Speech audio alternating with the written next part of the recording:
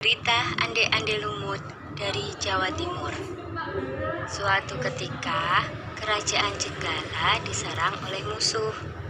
Ketika perang semakin sengit, permaisuri raja yang bernama Putri Dewi Sekartaji melarikan diri dan bersembunyi ke sebuah desa yang jauh dari Jenggala. Untuk menjaga keselamatannya, ia menyamar sebagai gadis kampung. Dewi Sekartaji tinggal di tempat Nyai Intan. Nyai Intan adalah seorang kaya yang mempunyai 3 putri, yaitu Kelenteng Abang, Kelenteng Ijo, dan Kelenteng Biru. Oleh Nyai Intan, Dewi Sekartaji diangkat anak dan diberi nama Kelenteng Kuning. Setelah keadaan di kerajaan Jenggala kembali tenang dan aman, sang pangeran mencari jejak istrinya.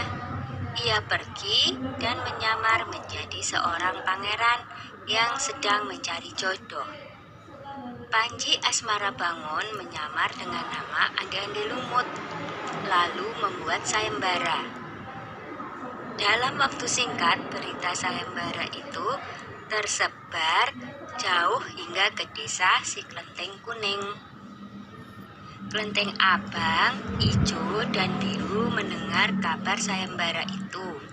Mereka sangat senang dan ingin mengikuti sayembara itu. Kita harus berhias agar terlihat cantik dan memikat sang pangeran, kata Kelenteng Abang. Benar sekali, kita akan memakai pakaian dan perhiasan yang paling bagus, kata Kelenteng Ijo. Hei Kelenteng Kuning, kamu tidak usah ikut sayembara ini, karena kamu tidak pantas mendapatkan pangeran. Lebih baik kamu mencuci baju di sungai, perintah Kelenteng Abang sinis. Ketika Kelenteng Kuning sedang mencuci di sungai, tiba-tiba seekor burung bangau datang menghampirinya. Anehnya, burung itu bisa berbicara dan kedua kakinya menggenggam sebuah cambuk. Wahai Tuan Putri, pergilah ke desa Dadapan mengikuti sayembara itu.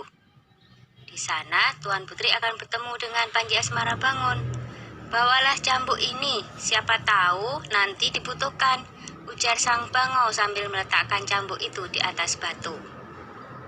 Burung bangau itu lalu terbang ke angkasa dan menghilang sebelum Kelenteng Kuning menjawabnya. Kemudian Kelenteng Kuning kembali ke rumah dan berangkat menuju desa Dadapan.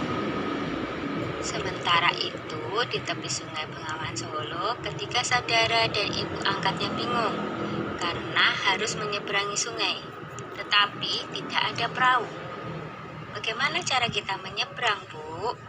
Tanya Kelenteng Ijo dan saudarinya. Lalu mereka melihat seekor kepiting raksasa. Kepiting itu adalah Yuyu Kangkang, utusan Ande-Ande Lumut.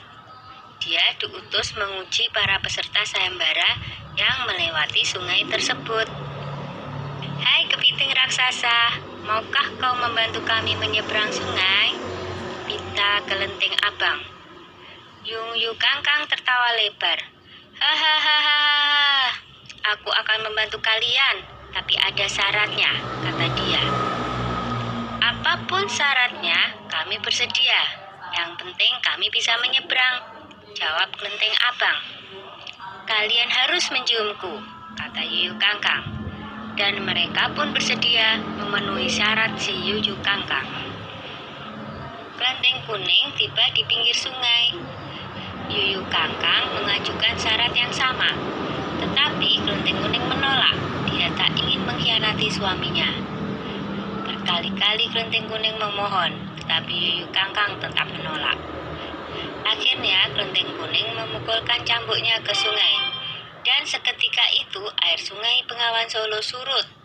Melihat itu, Yuyu Kangkang ketakutan dan segera menyeberangkan Kelenteng Kuning, bahkan mengantarnya sampai ke desa Dadapan. Sayembara pun dimulai. Secara bergiliran, Kelenteng Abang dan adik-adiknya menunjukkan kecantikan mereka di hadapan Ande-Ande Lumut. Namun, Tak seorang pun di antara mereka yang dipilih oleh Andi-Andi Lumut. Ampun pangeran, hamba mohon, terimalah salah satu putri hamba, iba Nyai Intan.